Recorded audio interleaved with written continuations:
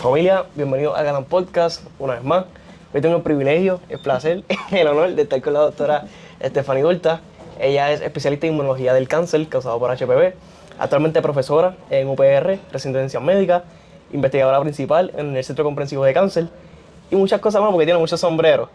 Así que doctora, gracias por decir que sí. Sí, gracias por la invitación.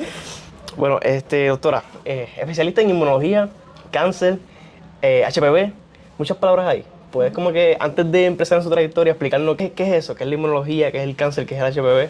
Claro.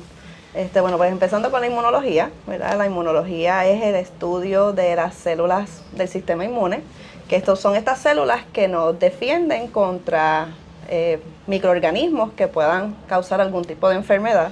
Esa es su función principal.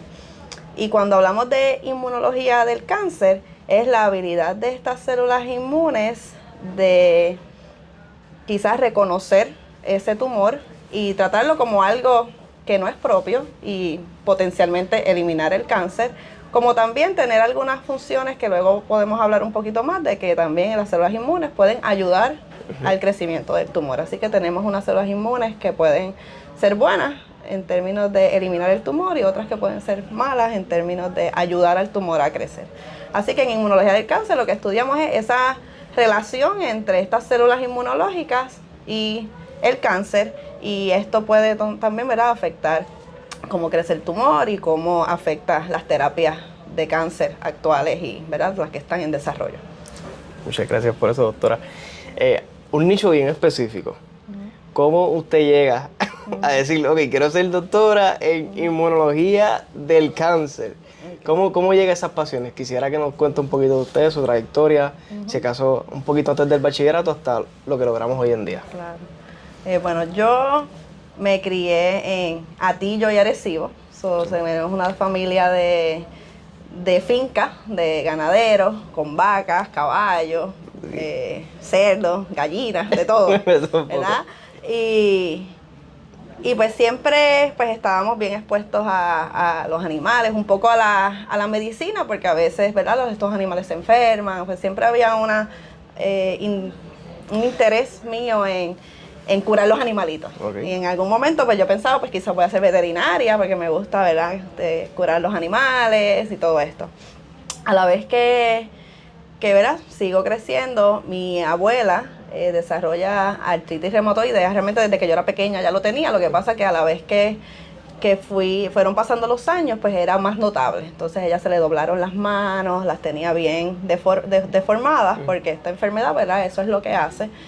Y a mí siempre me estuvo bien curioso de por qué, ¿verdad?, por qué esto le estaba pasando y por qué no había un tratamiento para esto. Y empecé a interesarme en qué era esta enfermedad, y la enfermedad de artritis reumatoidea es que el sistema inmune ataca tus propios órganos. Y en ese caso, ¿verdad?, ataca estas células, ¿verdad?, en los huesos y todo esto, y causa estas deformidades. Y llego a la universidad pensando quizás que voy a hacer medicina. A mí siempre me gustó la biología, era buena en matemáticas, o siempre te decían, pues, vas a ser doctor, ¿verdad? Claro. Eso era el track clásico. Default. Pero yo como que nunca me sentía que yo iba a poder hacer bien ese trabajo, porque tratar a las personas en términos de su salud, yo sentía que era una responsabilidad bien grande, especialmente de que yo fuera esa primera persona en tratar a las personas, más, ¿verdad?, esto conlleva, ¿verdad?, una relación con los pacientes, darle estas noticias que quizás no son positivas, y yo me veía que como que yo quizás no iba a ser muy buena en eso.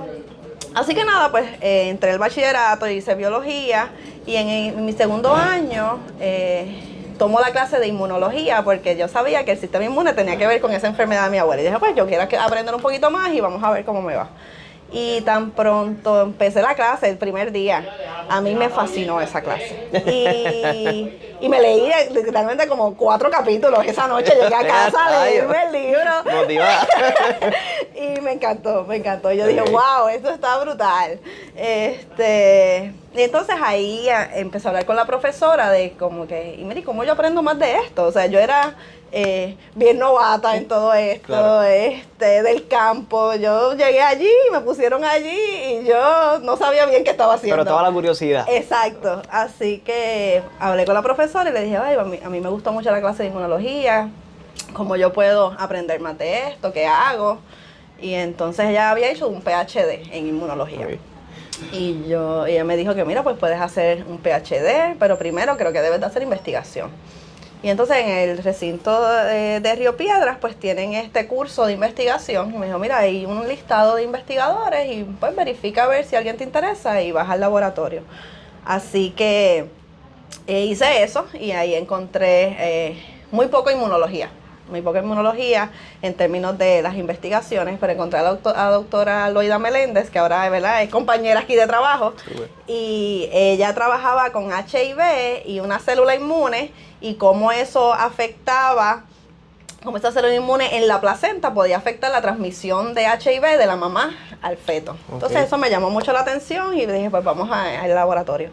Allí me encantó también, estuve 1 año y medio con ella y ahí necesitaba decidir, ¿verdad?, qué iba a hacer cuando se acababa. Todo esto fue en tu bachillerato. En mi bachillerato. Ok. Así que ya después necesitaba hacer, ¿verdad?, otra decisión y en este caso pues quería hacer un PhD.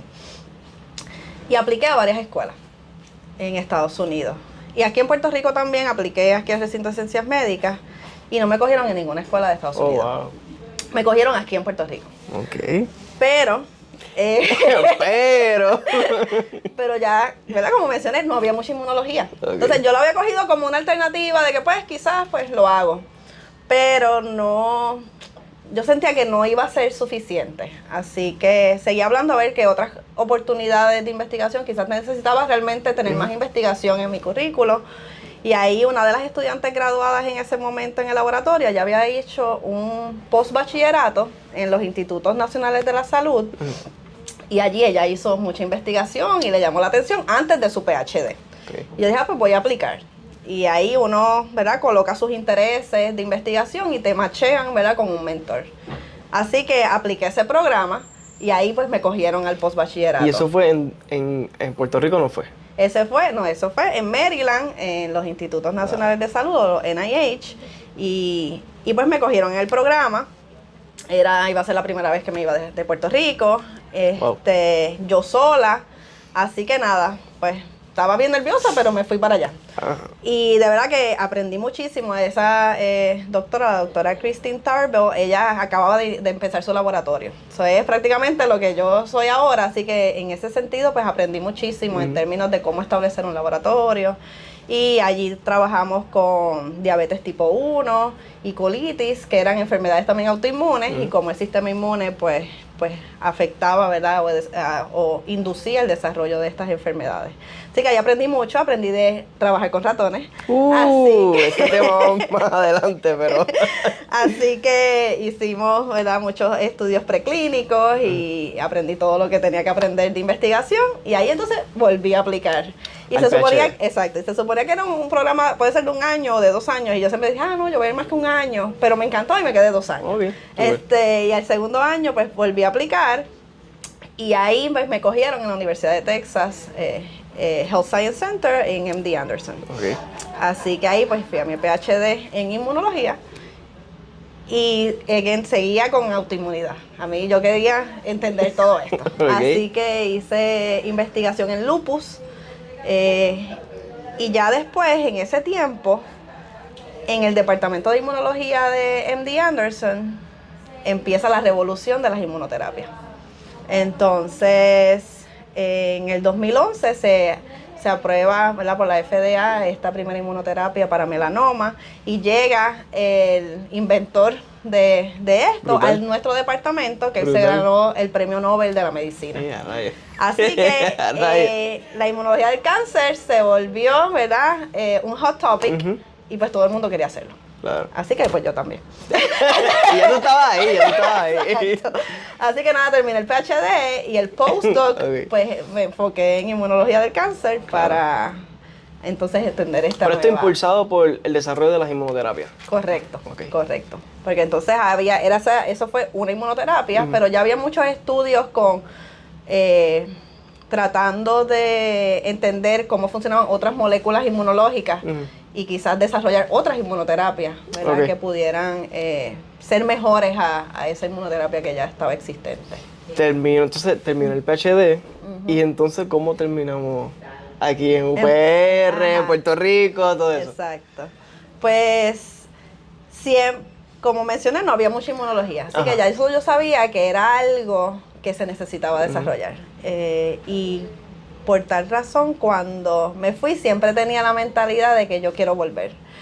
Porque esto se necesita. Y no, o sea, yo no quisiera que otros estudiantes tengan que pasar por lo que yo pasé, porque aunque sí, obviamente fue bien gratificante y enriquecedor, pero fue mucho sacrificio y fue ¿verdad? Un proceso difícil estar fuera de Puerto Rico, Claro. sin mi familia. ¿Y por qué entonces no hacerlo aquí?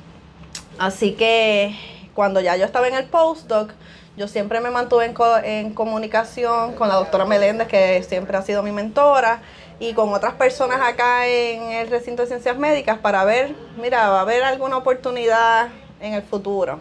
Así que tan pronto yo terminé mi PhD, empecé a comunicar, mire, ¿cómo está la cosa allá? Okay. Obviamente, como saben todos los que se van de Puerto Rico y le preguntas a los de Puerto Rico, te dicen que esto está fatal, no vengas para acá. Eso es lo de siempre. No vengas para acá.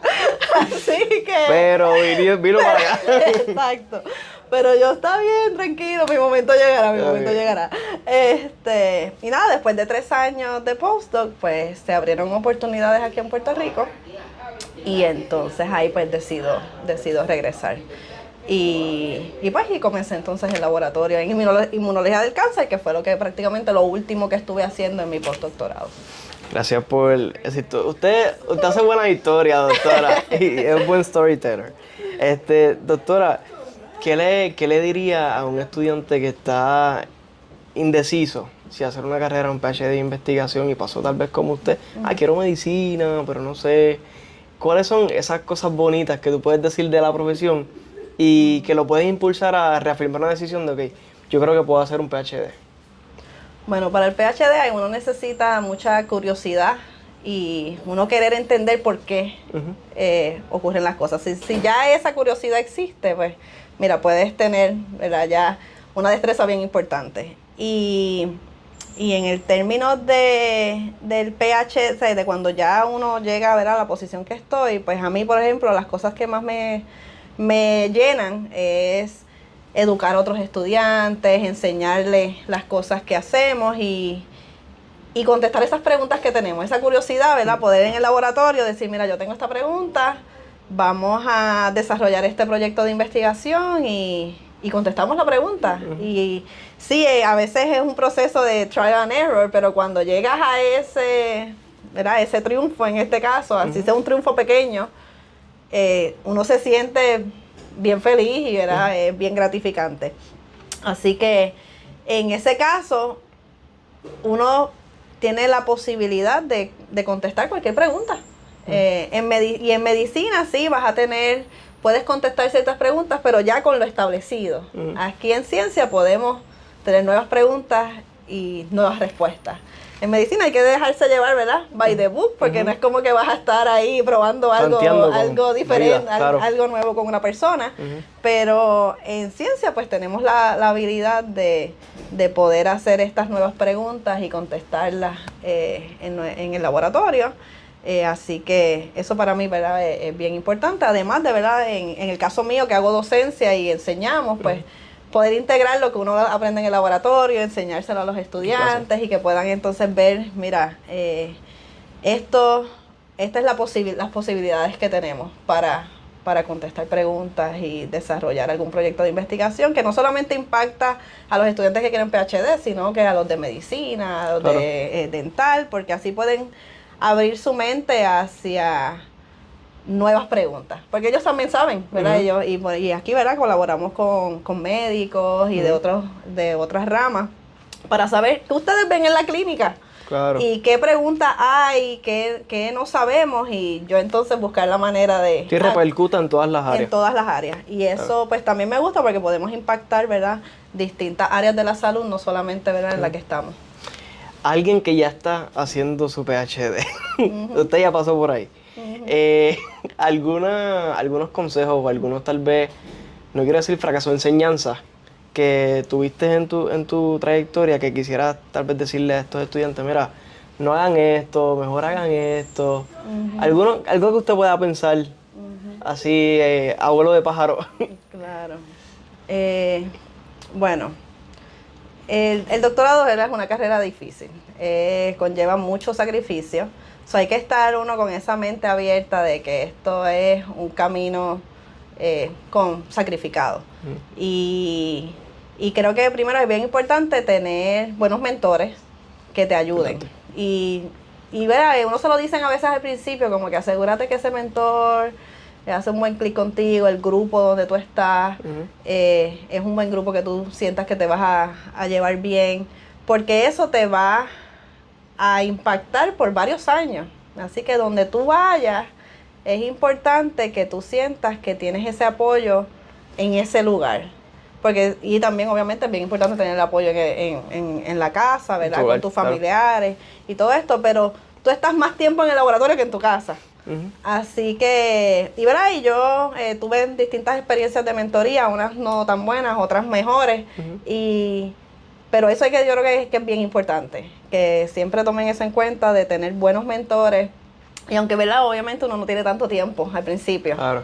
Pero quizás estar una semana en un laboratorio y ver cómo es la dinámica, ver cómo es el mentor, si ese es el estilo que yo quiero o que yo me siento cómodo trabajando, porque hay algunos estudiantes que quizás necesitan micromanagement, porque quizás no son muy organizados, pero quisieran que alguien le diga las cosas así, lo que tengo que hacer. Claro. Pero hay otros que no, hay otros que quieren más libertad y ver si eso, ¿verdad? Esa dinámica existe, y eso créeme que va a ayudar muchísimo en todos esos años, porque pueden ser 5 o 6 años, ¿verdad? Con esa persona. Claro. Así que es una relación a largo plazo, y yo creo que puede impactar mucho cómo tú te sientes después de terminar, durante todo ese proceso.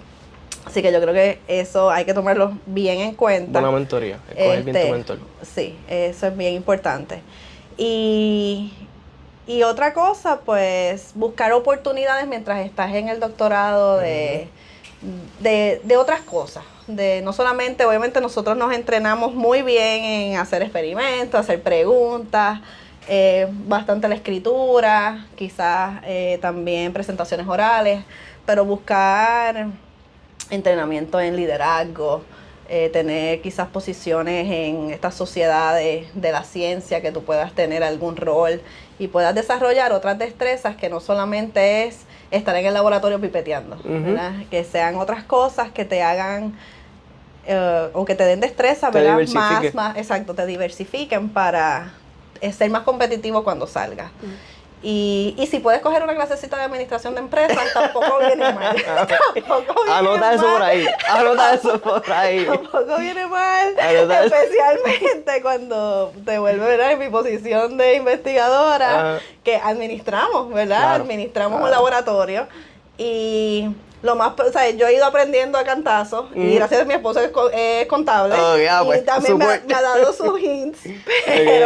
Pero quizás yo esperaría que si uno coge algunas clasecitas de esto, quizás te dan unas mejores ideas para uno mejor administrar, ¿verdad? Quiero entrar ahí, gracias por eso, doctora. Quiero entrar ahí porque las funciones, dije al principio, profesora, investigadora principal, pero eso abarca demasiado.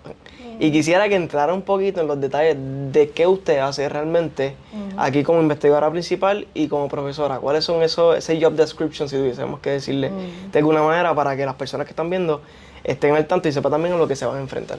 Claro. Bueno, exacto. Pues soy investigadora, que lo que implica, ¿verdad?, es contestar estas preguntas, diseñar los experimentos, estar leyendo mucho, ¿verdad?, porque tampoco queremos contestar preguntas que ya fueron contestadas, así que uno tiene que mantenerse siempre al día leyendo.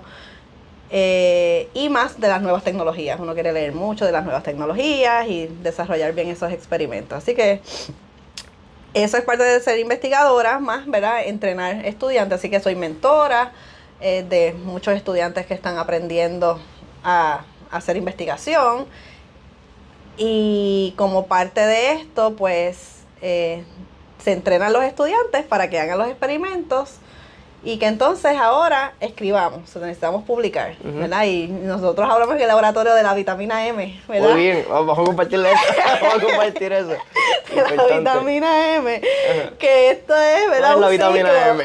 La vitamina M es el ciclo de la vitamina money. Ok, somos monetarios. Entonces, esto, ¿verdad? Y yo lo pongo así de que obviamente uno lo hace porque a uno le apasiona.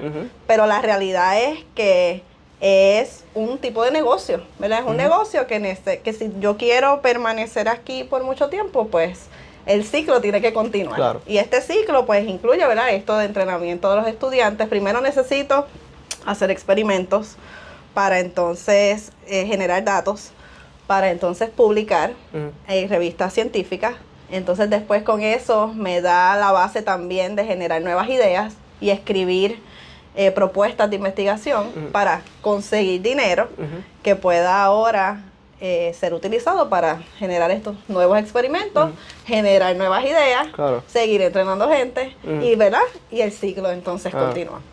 Y si el ciclo no continúa, pues no solamente yo soy la que me impacto, ¿verdad? Se impacta el laboratorio en general y el ecosistema de investigación. Así que eso también es bien importante tenerlo en mente porque hay que ser también estratégico en la manera en que, ¿verdad? Uno hace investigación. A ti te puede apasionar mucho un área, pero si esa área ahora mismo quizás no hay muchos fondos, pues debes de decidir a ver, tiro todo lo que tengo ahí o quizás hago otras cositas aparte que como quiera contestan preguntas importantes y entonces de esa manera pues... Ahí entran las colaboraciones también, ¿no? Sí, y eso es muy importante también tener muchas colaboraciones y eso a mí, ¿verdad? Me ha ayudado mucho y cuando empiezan y me dicen, ¿por qué usted tiene tantas publicaciones?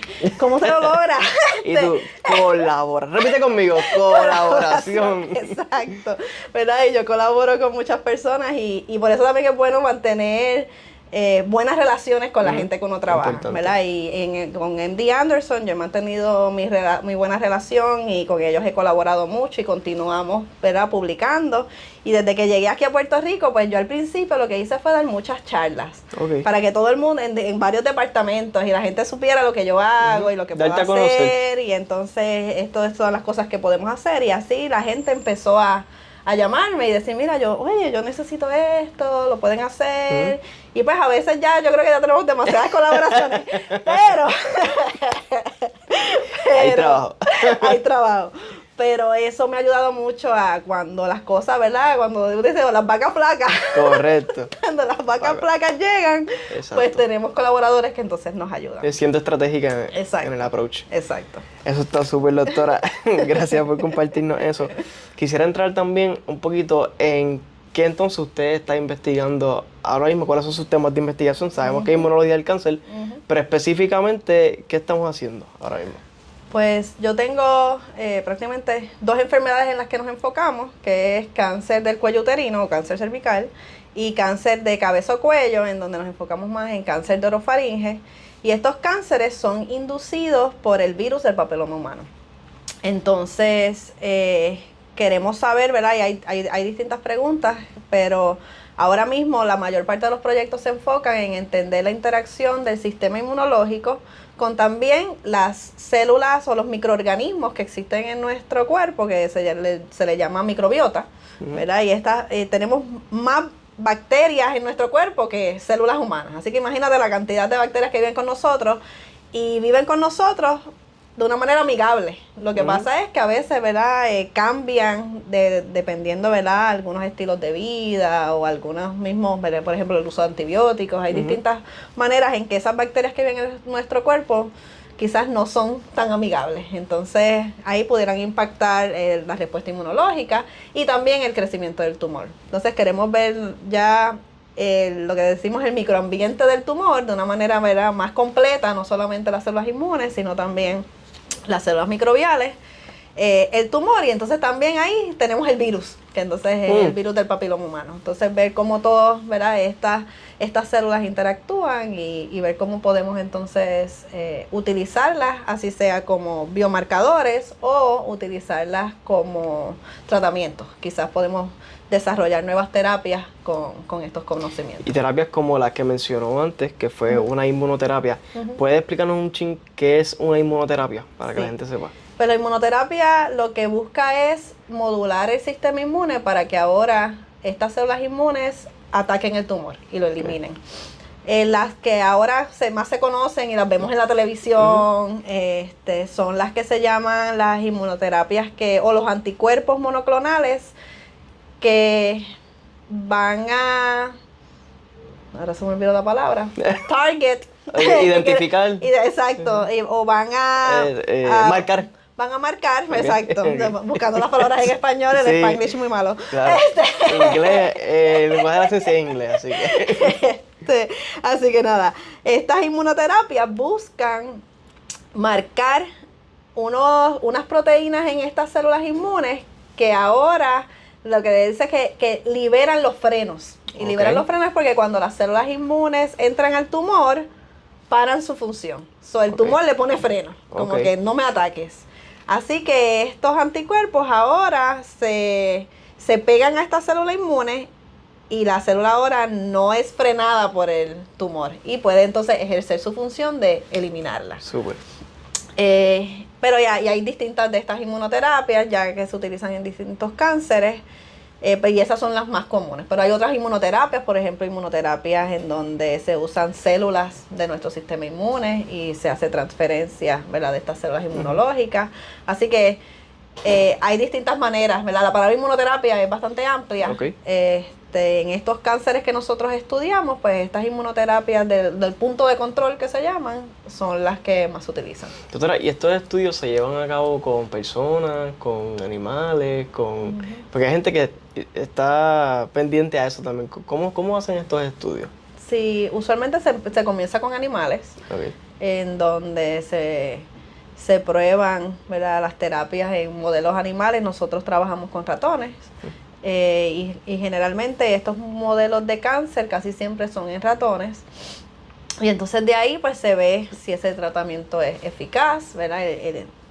Cura el tumor del ratoncito. Y entonces muchas veces se pudiera ver más cuál es su seguridad. Y a veces se usan perros para eso, a veces se usan monos. Y después, ¿verdad?, pasamos entonces a los humanos, ¿verdad? Siempre pasamos por varios animales antes de ir al humano, ya que, ¿verdad?, no queremos poner estas terapias que pudieran potencialmente tener efectos, ¿verdad?, secundarios que no habíamos visto antes. Vale. Tengo 3 preguntitas y ya estamos terminando, doctora. La primera es, quisiera hacer un paréntesis, que mencionamos animales y humanos. Esos estudiantes que tal vez piensan hacer un PhD, pero dicen, yo no quiero trabajar con animales, con ratoncitos, que me muerden, que pasan cosas. O tal vez no quiero ni trabajar con humanos, pero me gusta la biología, me gusta la inmunología, me gusta la microbiología. ¿Qué recomendación o qué hay para ellos entonces? Sí, bueno, yo creo que para hacer ciencia hay que estar abierto a todo. Muy bien, muy bien. Pero, o sea, uno igual cuando uno escoge su PhD, ¿verdad?, hay muchos investigadores y tú puedes ir a un laboratorio donde quizás pues no trabajen con animales. Hay líneas celulares, a veces con sangre de personas, ¿verdad? Tú le sacas sangre y puedes hacer estudios con sangre o algún tejido de algún humano, así que no tienes que trabajar con animales y tú puedes entonces buscar esas alternativas. Ahora yo creo que si uno quiere ser investigador principal a largo plazo, pues uno como diversificarse, ¿verdad? Y uno tiene que estar dispuesto a conocer distintas áreas de cómo contestar una pregunta. Y mayormente si tú te pones a leer estos artículos en estas revistas bien famosas, Science, Nature, todo esto, tienes modelos animales, líneas celulares, muestras humanas. ¿Y por qué? Porque tú quieres contestar la pregunta de diferentes maneras. Claro. Así que el tener esas destrezas te hace también más competitivo. Eso es un must. Exacto. Doctora, si vieron esta pregunta, me van a linchar. No es polémica, pero es un poquito. ¿El cáncer tiene cura? Bueno, el cáncer se cura todos los días. Ok. Todos los días alguien se cura de cáncer. Ok. Así que, ¿verdad? Hay curas para el cáncer. Ok. Pero obviamente mientras más temprano se detecte el cáncer, pues más probabilidad hay para curar el cáncer. Y verdad, ya hay muchísimas terapias de cáncer, y es más, si van a estas páginas de los institutos de cáncer y busca un cáncer que quizás le da a usted o a un familiar, va a ver, hay un listado de sobre 10 terapias para un cáncer. Así que hay muchas terapias y se sigue trabajando, ¿verdad? Con encontrar mejores alternativas. Porque, ¿qué pasa? No todo el mundo se cura del cáncer de la misma manera. Muy bien. Así que, y en eso es lo que, ¿verdad? Yo creo que nos estamos moviendo a poder entender mejor cada individuo y desarrollar más terapias personalizadas. Porque sabemos que esta terapia no le va a funcionar igual a todos, así tengan el mismo tipo de cáncer. He escuchado esta frase o esta oración.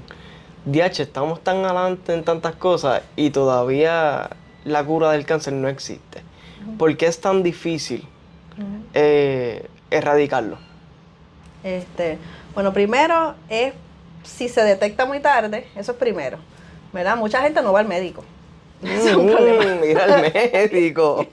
Mucha gente no va al regañado, médico. tiene que ir al médico, va a empezar por ahí. Exacto. Y verdad, y se detectan tarde. Entonces, a veces es por eso, pero hay veces también es que no tenemos tampoco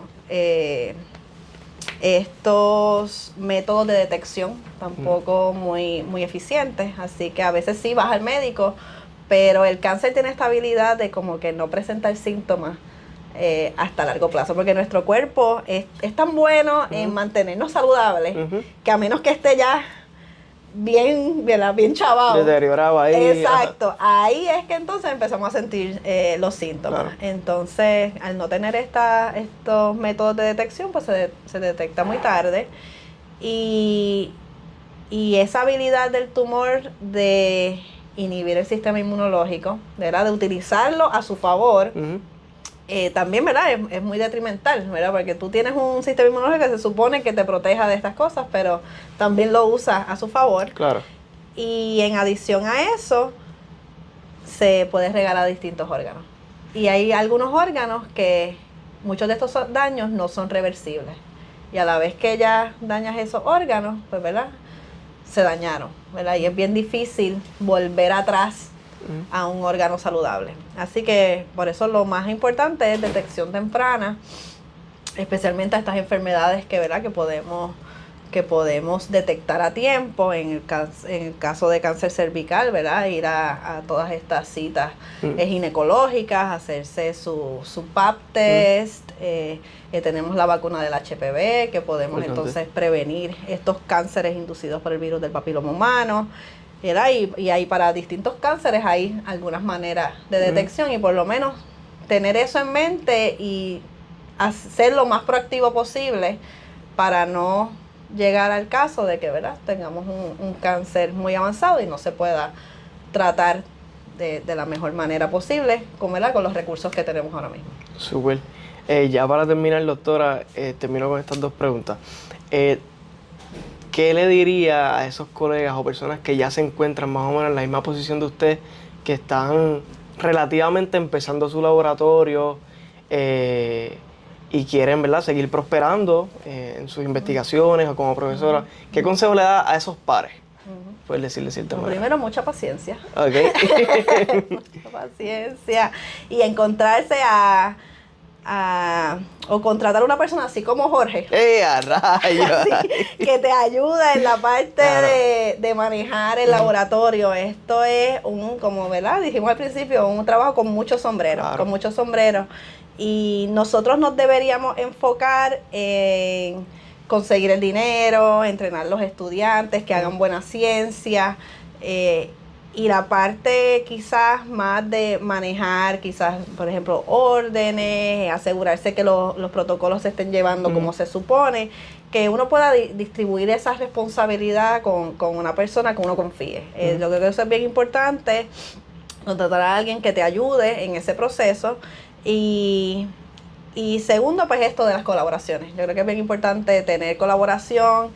Y aquí, por ejemplo, en Puerto Rico, una de las cosas que yo he visto que aprecio muchísimo es que aquí no hay esa competencia. Hay algunas instituciones que es mucha competencia. Porque mucha gente hace cosas muy similares. Aquí tenemos la dicha de que cada persona, ¿verdad?, tiene como su nicho y una persona sabe algo, pero yo no la sé y podemos entonces colaborar sin competir. Y esto nos da esa ventaja de colaboración y creo que entonces tenemos que aprovecharla. Para terminar, ¿cuáles son sus planes futuros, doctora? ¿Qué nos depara ahora de cara al futuro? Bueno, ya yo espero, ¿verdad?, seguir consiguiendo, ¿verdad?, propuestas que puedan mantener el laboratorio a largo plazo. Los estudios que estamos haciendo estamos haciendo más estudios clínicos que antes, en donde queremos esto de identificar qué diferencia hay en términos de cada individuo, que nos pueda entonces ayudar a predecir si esa persona, ¿verdad?, va a responder mejor a alguna terapia. Y seguir, ¿verdad?, contestando las preguntas importantes, así sea si es mi etnicidad, si es mi genética, si es todas estas cosas, ¿verdad? Porque cada persona es diferente. Así que eso lo queremos seguir trabajando y espero, ¿verdad?, que el laboratorio continúe corriendo bien y que los estudiantes sigan aprendiendo, logren terminar sus doctorados y sus maestrías y, ¿verdad?, seguir moviendo la inmunología de cáncer en Puerto Rico. Así que eso es de los goles principales que hay. Súper. Gracias, doctora, por su tiempo. Gracias a ti, Jorge. Sí, gracias. Nos vemos en el próximo episodio y pueden buscar en Instagram Dorta Lab y pueden enterarse de las cositas que estamos haciendo en el laboratorio. Súper. Nos vemos. Gracias.